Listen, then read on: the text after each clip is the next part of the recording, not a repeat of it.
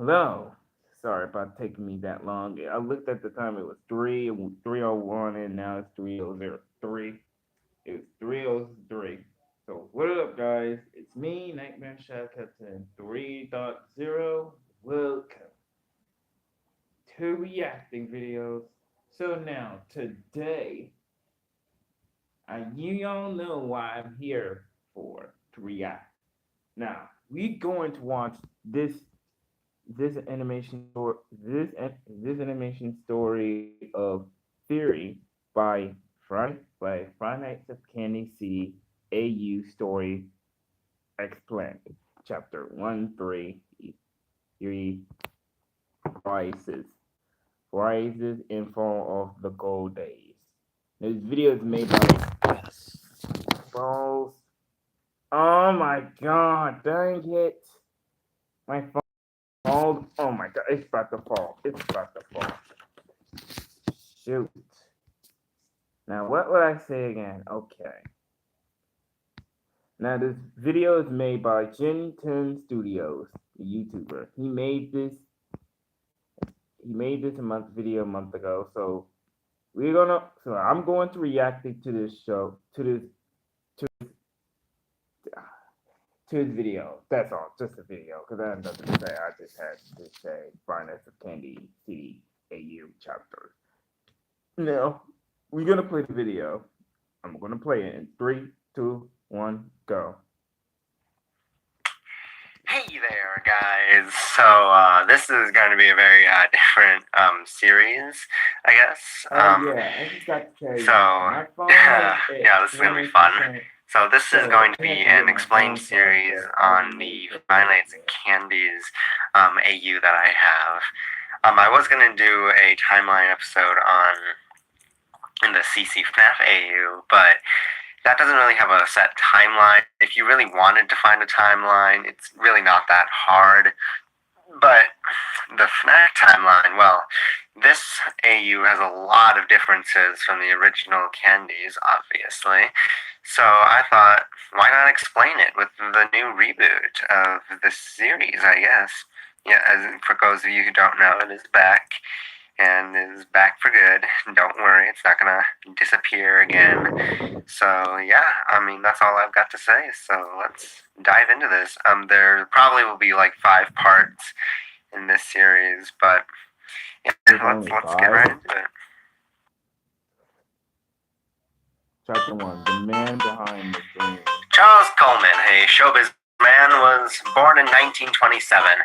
As a boy, he was always fascinated with theater and acting, but could never land a job as a mainstream actor. After he graduated college with a degree in medicine, he met his best friend, soon-to-be business partner, Richard Maxwell. Richard was born in 1926 and also loved acting, although he was much more cocky about it, seeing himself as a Dick Van Dyke kind of actor, wanting to be put on a pedestal and not being told what to do. Even though Charles was compassionate and kind, and Richard being tempered and stern, they got along quite nicely and did almost everything together. They would even try to find jobs as mainstream actors together. However, like I said before, they could never land one. Richard was getting impatient, but then in 1958 came up with a solution to their problem. If they can't be mainstream actors, why not bring the mainstream to them? Charles was confused, but Richard had all these ideas. He proposed a theater/restaurant chain where they can be the big stars of the show, as well as bring in people to eat. As sort of a kill 2 birds with 1 stone kind of a deal. Charles was excited by this idea and took it a step further. Why not market it to what children wanted? Entertainment after a long decade of rebuilding after World War II. Richard didn't want to be just a kid's entertainer, as he found it a waste of talent. But Charles was able to do some convincing, and Richard was quickly on board. After many days, weeks, even months of planning out what was going into the restaurant, they had to come up with a line of characters to entertain the children. So one day, at lunch, when discussing what characters should be within the restaurant, Charles spotted a cat walking by, and Richard saw a small mouse run across the ground. They looked at each other and knew, we got our characters. So they went back to the now being built diner and drew up some sketches for Candy Cat and Roger Rat. They were simple costumes, just slip up and off again. It was brilliant, they thought. So now they have the building get up, they got the characters, and they got actors. All they needed now was the staff. Over the months, they were able to find some people willing to wait to work, in which they found 5, which was all they needed. However, one day, a woman wandered into the restaurant, nearly complete. Her name was Sheila Rose.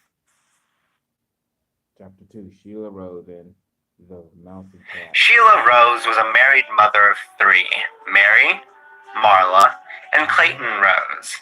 They had just moved into town and she was looking for a job. Charles happily accepted her as a mascot cleaner and cook. Sheila happily accepted her job. However, guys, I had to charge my phone up because my phone literally been watching and I was waiting for 3 o'clock. So, yeah. I'm gonna have to see what I need to charge with. Oh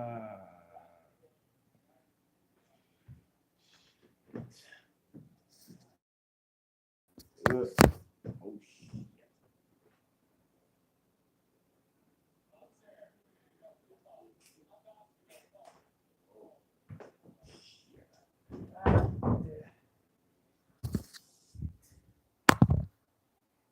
It'll gonna take a minute. Give me a moment.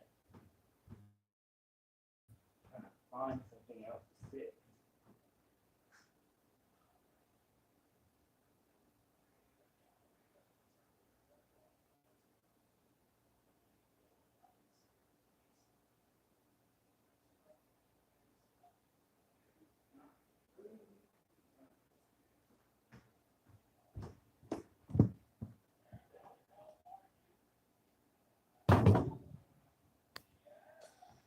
Really trying to find.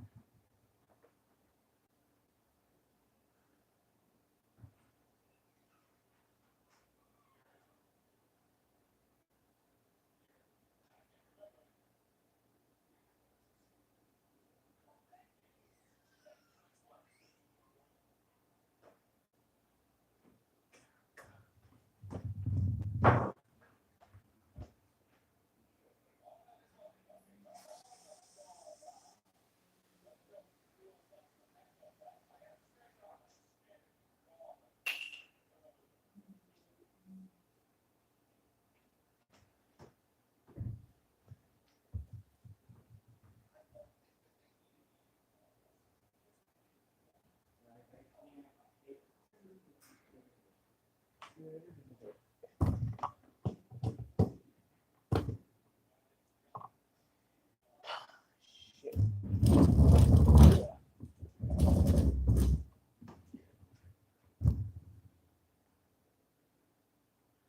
Your aunt already sucked.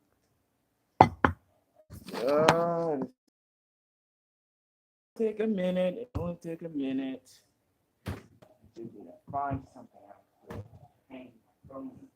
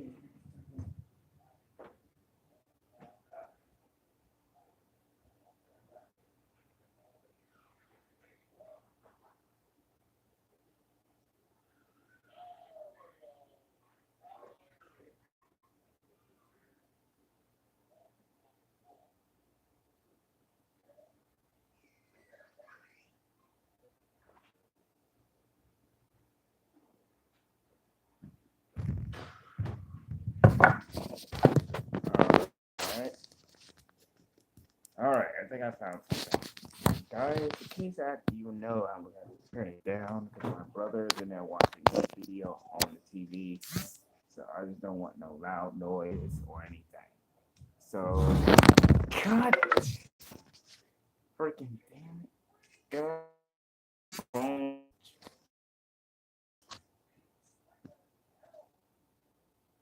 Okay. All right. Is good to go. Good to go. Good to go. Good to go. And all right. Let's play. It wouldn't be long before tragedy struck. The suits weren't all happy-go-lucky, but they could easily mangle one hand, and Richard, but didn't. And Sheila managed to get stuck and mangled by the machines. She had punctured an artery and bled to death quite quickly. Richard and Charles would find her. Charles was absolutely horrified, and Richard felt responsible. He let an innocent woman die, all because he forgot one simple He's not thought. doing his job. After this incident, Richard started to drink, letting him forget all of his sorrows and mistakes. Charles couldn't jeopardize their dream over some dead girl, he thought, before the restaurant opened just next week. So, Charles, in the moment, disputed the body. However, he would feel guilty not telling anyone about this. It wasn't the right thing to do. Bro, And so he vowed this should never happen again. But we couldn't look at that now. Charles, just dump the body. You could have just called the damn. No, I didn't really mean to curse on the live chat. I didn't really mean to say the D word. What I'm saying is, you want to dump the body at the. Don't want to dump it? No. You dumping a body? Like, you could have just called the police and tell them what happened, and she had stuffed her animal suit in, it attached her and lost a lot of blood quickly. You could have just called the police. That's what you should do, and shut the place down. But not just dump the body on someone else. So the week came, and the grand opening of the Rat and Cat Theater.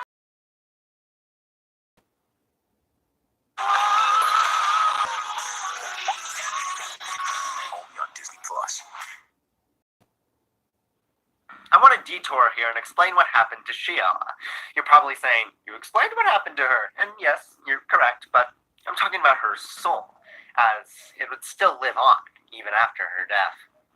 See, she was a major crafter, in which Mary would love to craft with her all the time. In these precious memories came the origami cat. They crafted it together. She would go on to possess that craft. However, in her anger and resentment against the men that let her die, shadow of her negative side was created. Shadow Candy. This side was hard to control, but as long as she was inside the origami cat, she was still her kind and sweet self, watching over her family. Sheila will return later. A year had passed since the incident and the opening.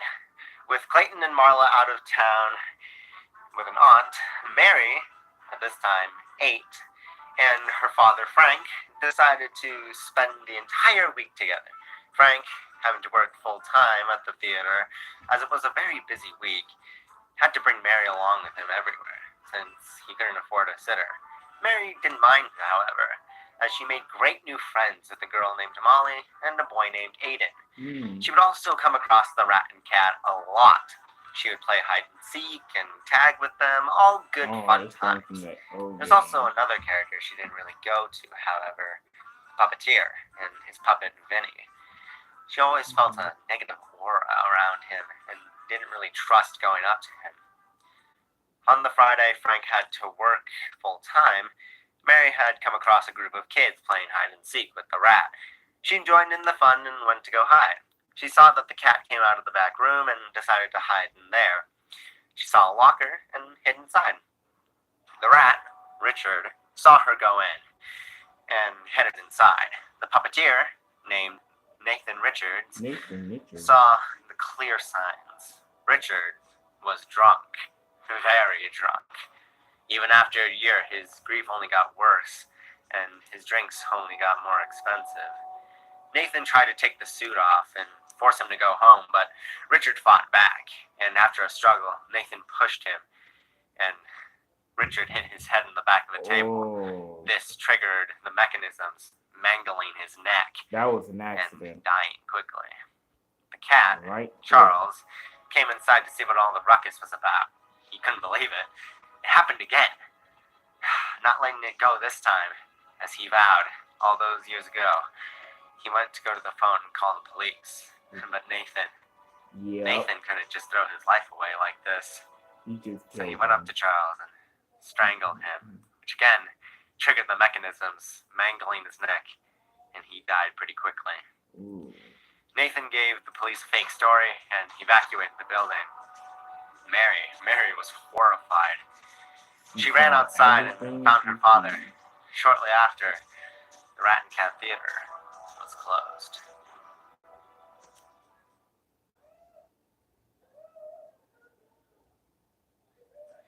Jaden Chelsea, former friend of Richard, was able to obtain the rights to their entire company. She was now the new owner. She figured the suits were not a viable option for entertainment, so she decided to start work on a new technology, animatronics. Friend is here. The Rat and Cat stayed the same, however, with new updated features, and of course, the new animatronic technology. These robots were the perfect place for Charles and Richards to find refuge in. Their souls would pass to these robots and possess them. Richard turned into a broken spirit. He was nobody. And on top of that, the little brat Mary had ruined his life. She's the one that got him killed. He was furious. He's the one. Charles, on the other hand, turned into a broken spirit as well, but depressed. He was filled with guilt that he was just too naive to face anything like a man. So, he turned into a depressed, broken spirit. As for Mary, now 10 years old, she repressed the memories deep down from what happened at the Rat and Cat Theater and moved past it, for the most part. So now, with all of that, it was time for the grand opening of the new Rat and Cat Diner. Mary and her little brother Clayton attended to the opening, as Mary wanted to learn to love that place again. But this would be a day to remember, not for the right reasons. Richard, possessing the new rat, and full of anger, was able to get back at Mary. She ruined their lives. Why should she get off scot-free, he thought. He reached down at the very excited Clayton and scratched his face deep and hard. Mary was horrified, grabbed her brother and ran out to her father, who immediately ran to the hospital. A panic ensued and the place closed down, not even a day after its opening. In the following months, Clayton was able to fully heal, but went blind in his right eye. Mary couldn't handle this. She fell into a major pool of PTSD, with the memories of the original diner coming back and coming back strong. She would eventually attend therapy every 2 days. It was so bad.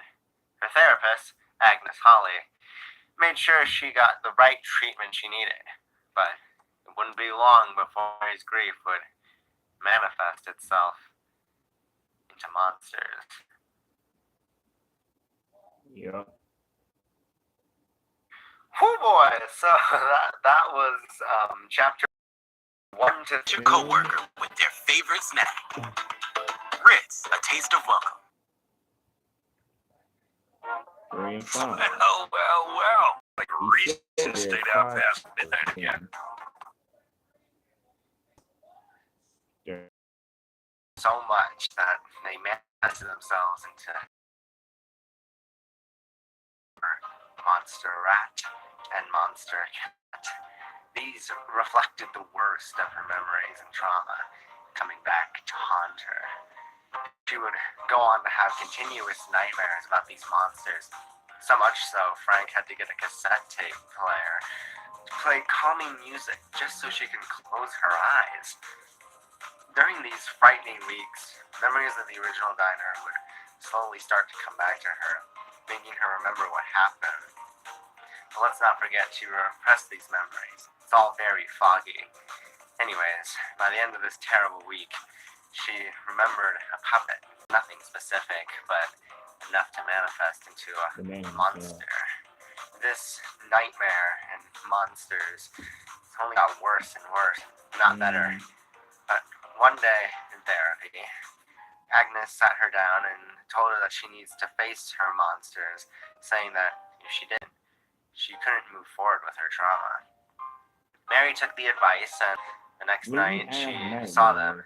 She proclaimed she wasn't afraid, not anymore. Just then, the monsters started to calm down, hiding from her instead. Over the next couple of nights, she would learn to try and tame them. She used music, toys, even just speaking to them. And in about a week, she was able to tame the monsters. And now, they turned into her nice imaginary friends. She beat her trauma, but she still couldn't remember exactly what happened. That was until... Chapter 5, Shadow from the... During the night, instead of finding herself awake and fighting off monsters, she found herself in her old room, where her mom and Mary would have crafted together. There, in the middle of the room, was a small origami cat. She proclaimed that she is not a foe, but a friend.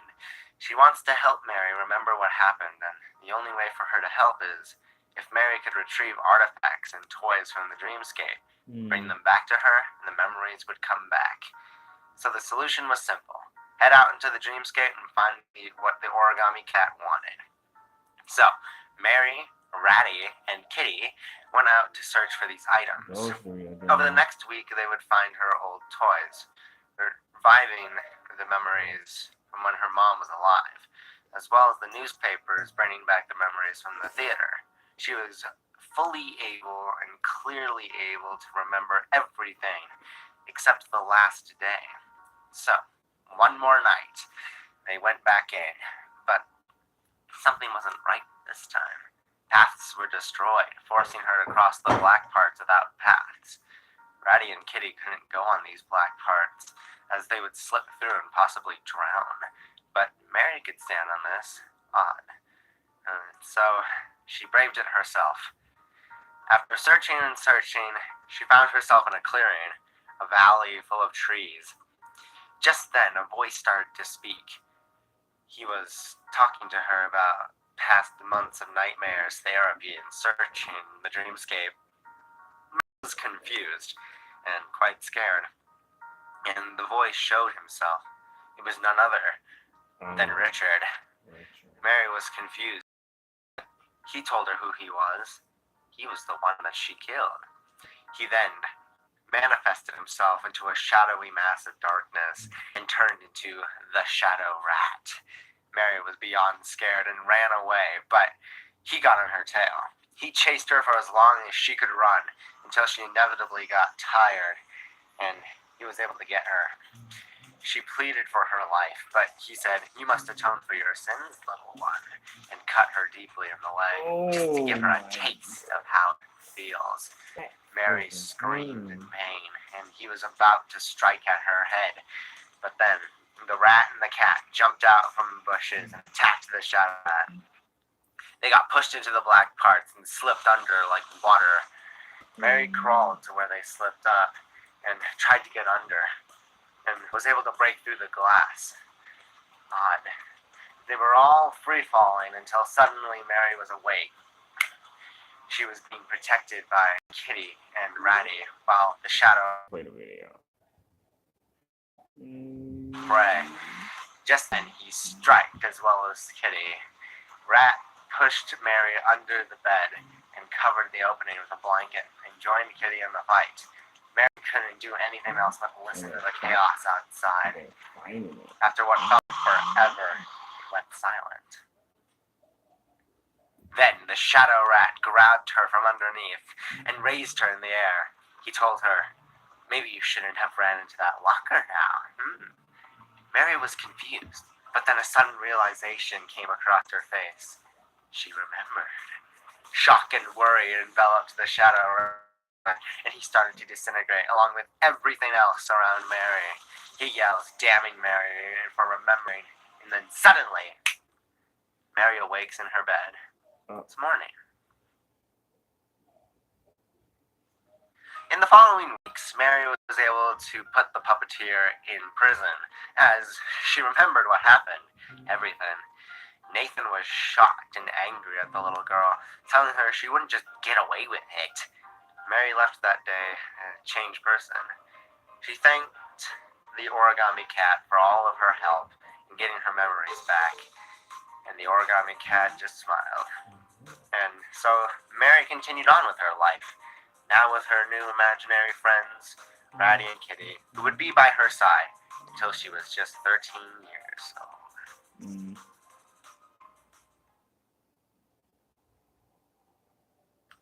I want to do a detour here to explain why would Richard, the Shadow Rat, want to prevent Mary from remembering who actually killed him.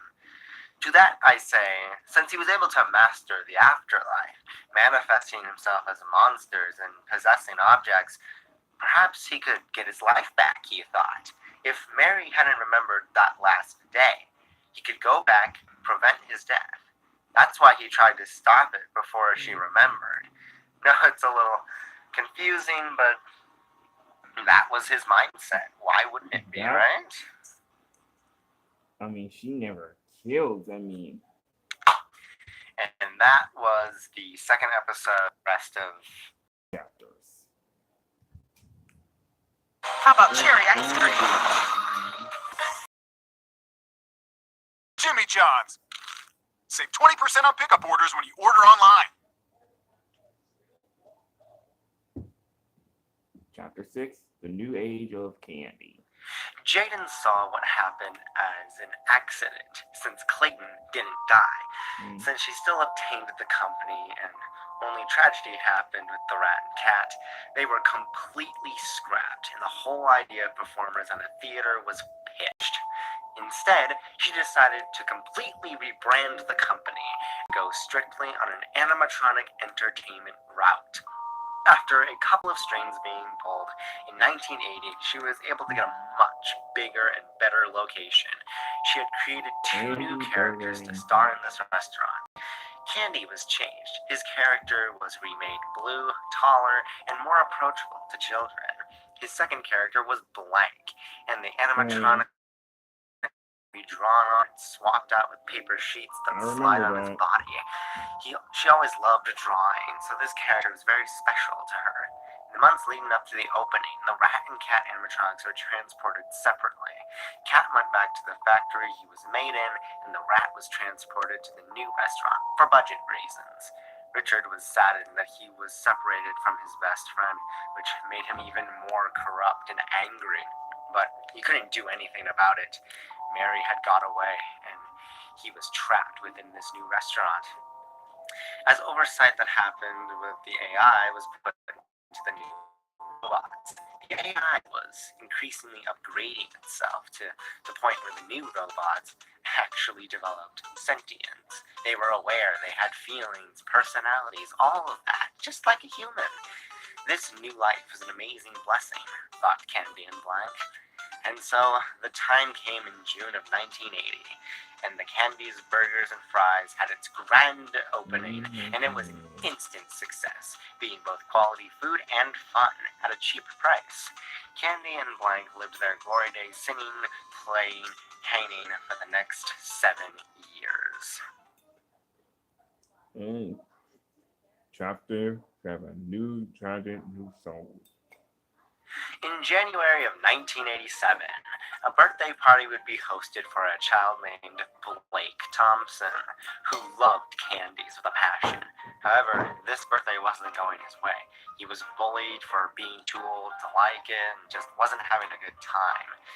He ran away to the ticket booth crying and sad that his birthday was pretty much ruined. Candy would find this child, however, not long after, able to cheer him up with his good old Candy's charm.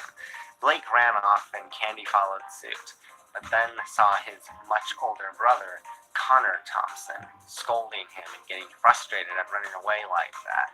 How could he be so careless? In a stupid restaurant like this. Blake was crying, upset that his own brother would yell at him like this.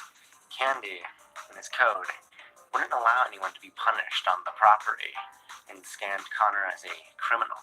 And so, just following his programming, he attacked him, mauling him to death. Oh my. Blake tried to stop Candy, but Candy scratched him back and Blake bled to death. Panic ensued and Jaden flipped a switch that deactivated the animatronics, and they were almost deactivated immediately. 911 was called, but there was nothing they could do other than to take the bodies when they got there. Candy's was put on lockdown for investigation and found that faulty wiring was at play and closed the following week. However, the souls of the brothers who died would find themselves possessing the robots that took their lives away, finding new life inside the animatronics. The following Blake possessed and Connor possessed Candy. It's here where I want to explain how possession works in this alternate universe. So, it's pretty self-explanatory, but I know it can be a little bit confusing at times. So we have the base animatronic, which has its own personality and traits. However, a child or adult possessing an animatronic can take control of the body and turn into that animatronic. Their eyes would turn gray, letting one know that they were possessed by that soul. And of course, when the spirit is angry or hunting, their eyes turn to black. You got it? Good. Simple explanation. Let's continue. Jane response that she couldn't prevent a trap. So, those two brothers were dead and become possessed by those two animatronics? Wow. Let me go back what that person just said, how the possession of the animatronics works. Its own personality and traits. However, a child or adult possessing an animatronic can take control of the body and turn into that animatronic. Their eyes would turn gray, letting one know that they were possessed by that soul. And of course, when the spirit is angry or hunting, their eyes turn to black. You got it? Good. Simple explanation. Let's continue. Jaden felt responsible, that she couldn't prevent a tragedy from happening. But this was Charles and Richard's dream. She couldn't stop now, not after all she's made. So, following the footsteps of them, she mustered on, looking forward and not backwards. The original animatronics would not be used again, as it would continue to put a bad image on Candy's and its brand. They would need to be shipped back to the factory and used for parts of the new animatronics ordered. After the necessary parts were taken, they were placed in their rightful spots, Blank in his drawing room and Old Candy in the parts room.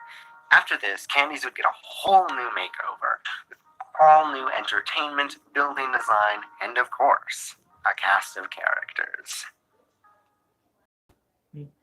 Chapter 8, The Murder of 87 and Opening of Candy. During the summer of 1987, a whole slew of events would happen. The first thing to happen would be the death of Nathan Richards. Being in jail for so long and the thought of his life was over was enough to make the man pass away in jail. However, his tortured and angry soul would continue to breathe new life. This soul wouldn't go to possess anything, but manifest itself as Vinny, the very he had all those years ago, Rat and Cat Theater. Now free from his physical form and terribly, terribly angry, he vowed that he would receive his peace once Mary was dead. The new cast of characters would be commissioned and built during this time as well, these being Candy the Cat, Cindy the Cat, Chester the Chimp, and 3 penguin serving bots. Things seemed to go to plan, but as it always seems with Candy's, tragedy sadly struck. See, Vinny needed something else to kill Mary, since he was only an apparition, not real. He would need something physical to kill her. Luckily, his old pal Candy and Co. would be a great choice. Not only that, but a group of 4 kids would often play around the factory at night. This plan was set. Vinny went and possessed the decommissioned cat animatronic and lured the children to him. First was the twins, Tim and Tina. He managed to snatch Tim first, crushing his hand and pushing him into the welding machine, mangling him to death. Tina found the carnage and broke down. The fall of the same fate. Outside where Chloe was playing, she was an easy target, and went and disemboweled her. Last was Jamal, who wanted to get out. Unfortunately for him, he would receive death, just like the others, being thrown into the trash compactor. Vinny then depossessed the animatronic, just as the animatronics were finished. He then gave life to the animatronics with the souls he now had. Tim possessed Candy, Tina possessed Cindy, Jamal possessed Chester, and Chloe possessed the female penguin. The time was right, and the next day the animatronics would be shipped to the new Candy's Burgers and Fries. Opening day was in November, just as Freddy was closing its doors. It was time to make his move.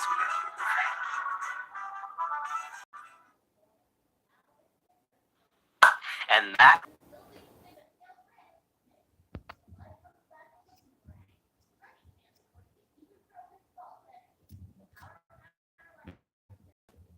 I guess that's all the chapters I found. Well, alright, you guys. I guess that was it of the. I'm gonna see if they got more. And sorry, guys, I had to come here and in the porch because my phone battery is percent. My battery is 3%.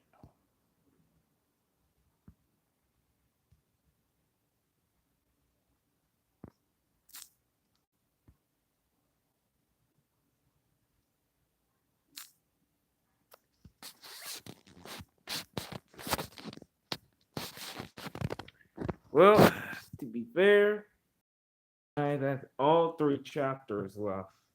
So hope you. I guess that was it. So hope you guys enjoy this video reacting to this FNAC Ultra Universe. So hope you all enjoy this video. Please leave a like. And what do you think of the video? Put the comment. What do you think of the video? Make sure you click that subscribe button and click that notification bell. Alright, this is Nightmare Shadow Captain, and I talk to you all later. Peace. Oh yeah, that other video from yesterday, I was gonna clip that. I was gonna upload it, but it was on private, so I gotta put it on. No.